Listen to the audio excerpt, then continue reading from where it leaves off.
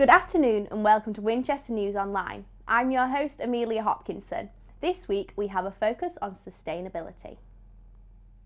The annual UN Climate Summit recently concluded in Egypt, but how will the policies decided at COP27 affect people living and working in Winchester? Our reporter Harry Jewell headed into Winchester to see what people think.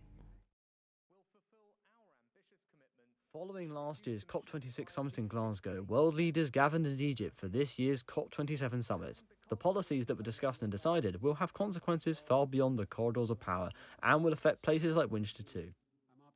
Not everybody is happy with the decisions made at COP27. Environmental activists want decisions made now, not later. Time really is running out on the climate crisis. We've had heat waves, extensive flooding around the world, and more extreme temperatures, and look at all the rain we've had recently. We really want action from COP27. While COP27 may seem distant, Winchester City Councillor Martin Todd is working to ease the effects of climate change in Winchester. As part of going greener faster, I've been talking to my colleagues about how can we cut carbon in our own buildings faster, how can we generate more electricity, what can we do to make it easier for people to use low carbon transport, public transport, electric vehicles, walking, cycling instead of carbon fueled vehicles. There's a lot we need to do, and I think the big lesson of COP26 is we need to do it faster. It's all about getting the message out correctly. As it stands, it could just be a whole load of talk and no outcome. It looks like there has been a decidedly mixed response from people in Winchester on the reaction from COP27. Harry Jewell, Winchester News Online. Some University of Winchester staff took their place outside of the university in a strike regarding pay and working conditions. Oshan Davis was there in the action. Last week, some staff members of the University of Winchester took part in nationwide strikes outside of the university entrances regarding unfair pay cuts and working conditions for staff. Protesters marked their territory on Sparkford Road, waving flags and holding banners to get their opinion heard. So Unison, which is the union that I'm a member of, and UCU are on strike today and tomorrow over pay. This is the 13th successive year where our pay increase has been below inflation. So members voted in great numbers to come out on strike today. A pay increase of 3% was imposed by the employer without agreement for this academic year. 3% is well below inflation, which is hovering around 12%. I am standing here by the picket line to support the striking lecturers. Well, I'm on strike, so on the picket line. I'm here outside the University of Winchester. The university staff and union have gathered for a peaceful protest regarding the rights to pay. These protests will continue over the coming days as a fight towards rights to pay towards university staff in Winchester. Oshan Davis, Winchester News Online. Also on strike this week was a vital service, as the post office workers also took action. Kurt Hill has the story. Tomorrow, university staff are walking out again, as across the country, many workers have also chosen to take strike action, such as NHS staff, teachers and train drivers. One of the biggest strikes being held is by Royal Mail staff. They will be striking about 20 times throughout November and December. They claim the deal being offered by the company is not good enough. Ultimately, with Christmas and everything else, we don't want to be on strike. None of our members get paid to be on strike, and we're doing it because of the attacks on our terms and conditions. A lot of people think it's about pay, but it isn't about pay. He's now threatening us with compulsory redundancies and job losses, obviously, attacks to our wages, attacks to our terms and conditions, the way we work, our start-finish times, compulsory working on Sundays, and various other bits and pieces that are attached to this so-called 9% pay deal. Royal Mail says the company is losing £1 million a day and says changes must be made to working practices. What this means for customers is that post and deliveries may be delayed this Christmas, with the Royal Mail urging people to allow plenty of time for posting items this year. Food banks across the UK are reporting a surge in demand in the run-up to Christmas. With donations taking a fall in the first half of the year, organisations are relying on the help from the local community and volunteers to keep up with demand. Our reporter Nyana McGee visited a local food bank to see what plans they have in place to tackle the Christmas period.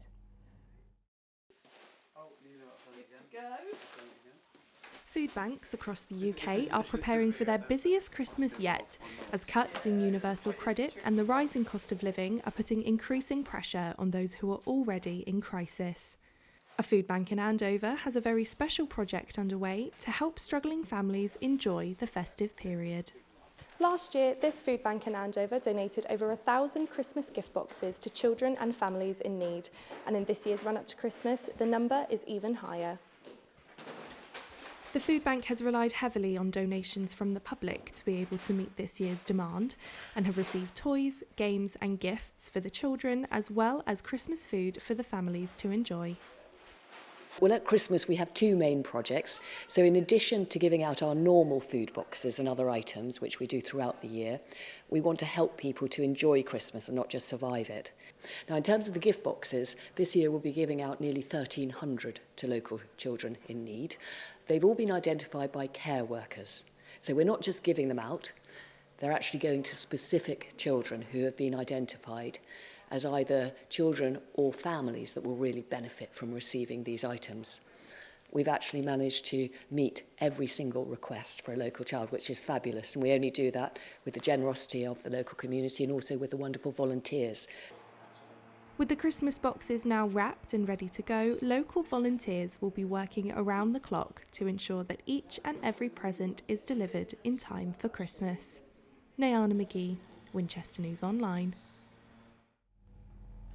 235 rentable electric bikes have become available in Southampton as part of a council-funded scheme in order to try and reduce the amount of cars on the road. We sent Grace Benson to find out more. Beryl Bikes by Breeze has received council funding to launch their rental e-bikes in Southampton. Those over 16 will be able to hop onto one of the bikes and return it to its docking station when finished. It's all part of a push to reduce the city's carbon footprint by reducing the cars on the road. Despite the scheme running for just under 2 months, the council is already seeing the benefits. So far we've seen, over 1,000 journeys used, covering 2,600 kilometres. It's saved about 118 kilograms of CO2 emissions. So it's having a real benefit on our environment. This has got to be part of a overall sort of strategy and policy to help us get to net zero.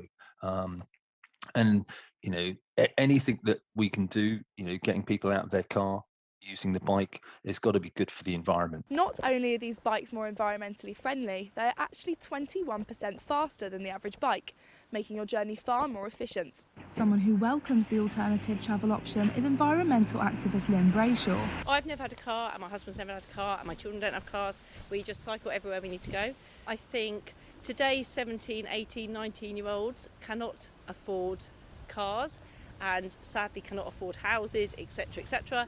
And it's obviously a cheaper, more healthy way to get about, because you're walking at the beginning and end of your journey. It's better for the planet because there's not the pollution of a car. Although the scheme is new, it is already piquing some of Southampton's public's interest.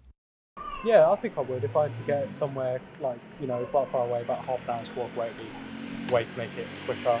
I don't really use them, but I have used stuff like that in Bournemouth. The scooters in there, quite useful to get around, and they're probably better for the environment. Grace Benson, Winchester News Online. Many people, especially students, may have noticed an increase of people who vape or use e-cigarettes. Izzy Higgs spoke to students at the university. Described as one of the UK's fastest growing waste streams, vaping has taken the student population by storm. My housemates do and a couple of my friends, yeah. A couple of my housemates have started when we joined uni, and they've only gone through 2, but I know people that can get through maybe 3 in 2 weeks. It's addicted to them, they just cannot let it go. There has been a sharp increase in the number of e-cigarette users, going from just 700,000 in 2012 to nearly 4 million last year. Many vapers took it up to quit smoking. However, many students who vape never smoked in the first place. It started off socially, and then it Yes, but only socially. The whole with cigarettes, a lot of people don't like the taste of them either. You've got so many flavours for them that everyone can go for whatever they want. Many view vaping to be more socially acceptable than smoking. It's better for the people surrounding you because they're not breathing in the toxic fumes of a cigarette. While it's proven to be an effective way of quitting cigarettes, there are other issues. Studies suggest that a large amount of people who use disposable vapes don't know how to dispose of them properly, and may even just put them in a regular bin. You might have become more accustomed to finding litter like this on the high street, and as well as arriving in plastic packaging, most vape pens consist of a plastic cartridge. Each plastic cartridge contains a lithium battery, which, if disposed of incorrectly, could be incredibly harmful. I just collect them. I mean, they would just go to landfill, but I don't really want that. While vaping is possibly better for you than smoking, vapers should be mindful of their usage and how they dispose of their devices. Izzy Higgs, Winchester News Online. Boomtown hit the hills of Winchester this August to huge fanfare. But how is the festival planning for the future? Ed Brown has more.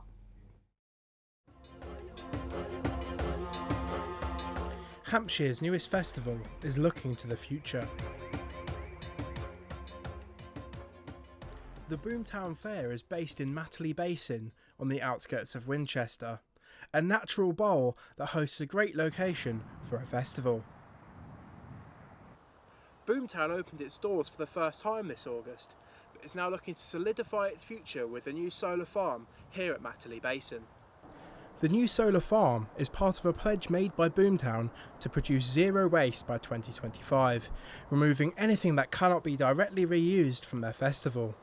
And this is a huge step in the right direction for sustainability. We've been looking for years on how to reduce the amount of fuel that we're putting into generators, and a really exciting conversation has just started up this year about how we can build a solar farm around the outside of the festival. So that's going to be a massive step for us in moving from diesel energy into solar energy and powering the festival off the sun. The Boomtown Fair returns in August 2023 as Boomtown Chapter 2, The Twin Trail.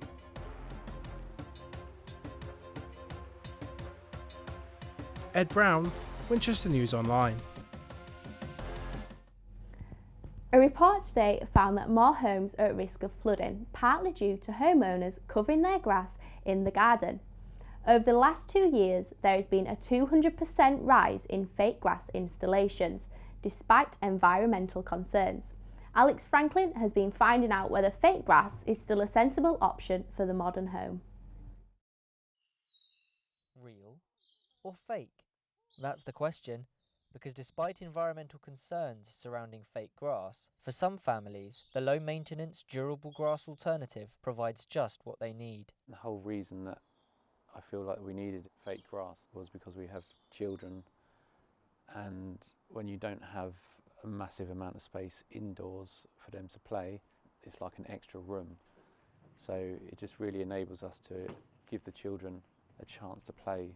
Without it, there would have been more time spent indoors, which is detrimental to their health and mental well-being. One more high-profile supporter of fake grass is gardening expert and ex-chancellor of Winchester University, Alan Titchmarsh, although the general consensus among environmentalists is that you should only have artificial grass if you're unable to maintain the real thing. I think it should be, if not banned, certainly restricted quite heavily to those who need it most. Fake grass is very, very difficult to recycle. It's often made out of non-recyclable plastics as well. And also, whilst it's in a natural environment in the home, things that feed on the grass and the flowers that are in the grass can't do the natural thing of creating the ecosystem.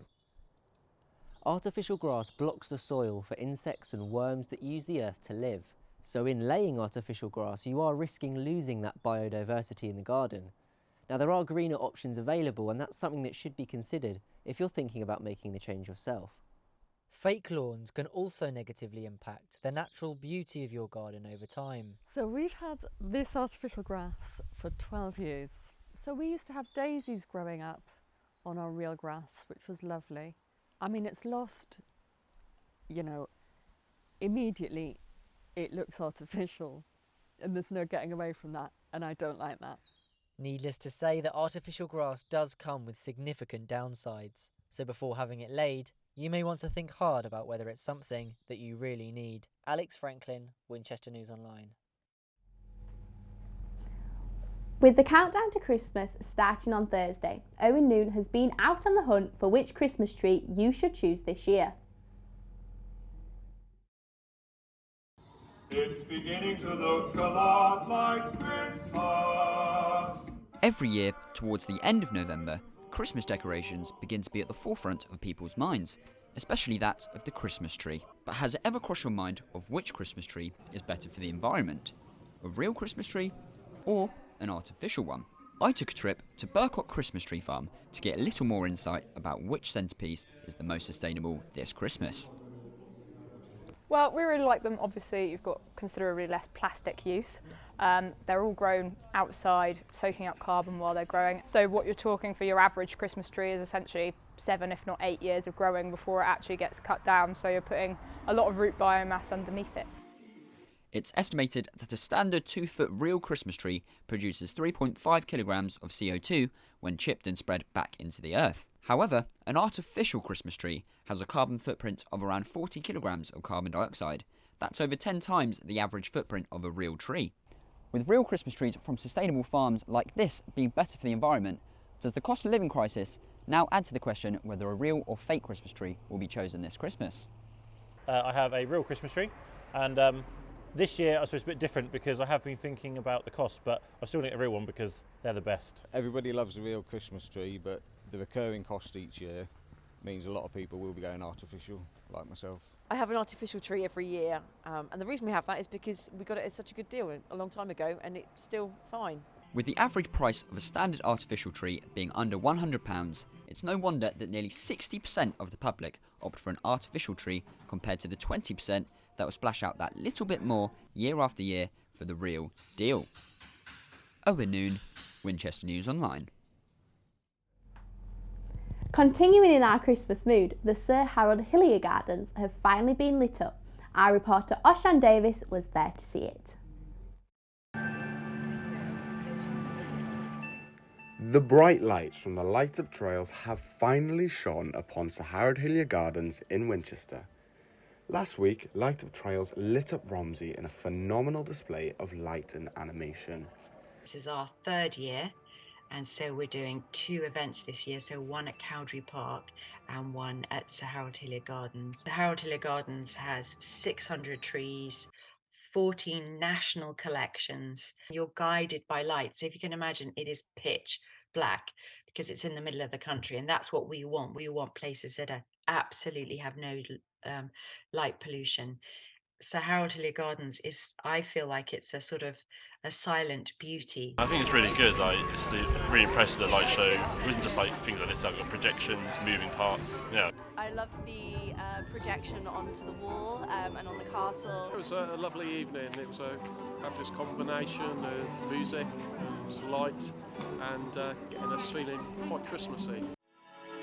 Sir Harold Hillier Gardens have finally been lit up as Light Up Trails have made it to Romsey.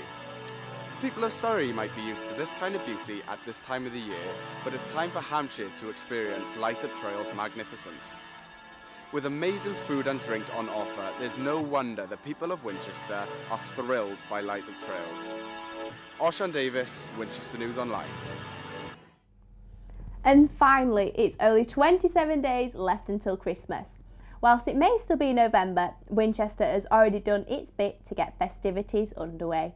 Our reporter Tom Hooker got on his sleigh to go and take a look. 3, 2, 1, let's go! It's beginning to look a lot like Christmas. Everywhere you go in Winchester.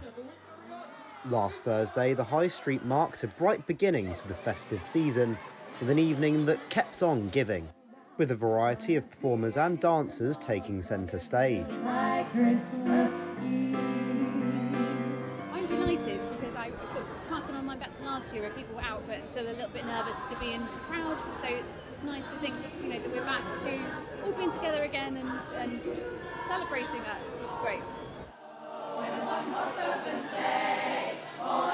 Amazing! It's always so great to be here.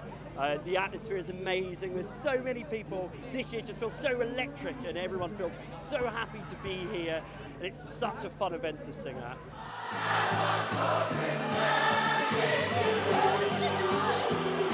The event ran by Winchester Bid has always gathered large crowds, but also makes sure that the event still has a local feel.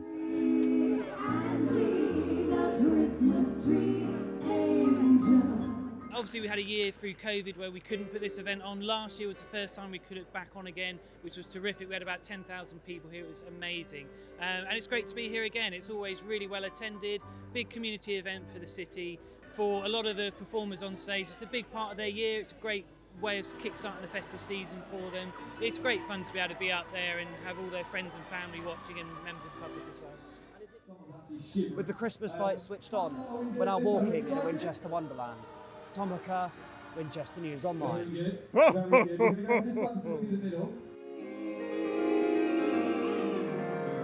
Merry Christmas! That's all we have for this week. Thanks for watching and see you next time.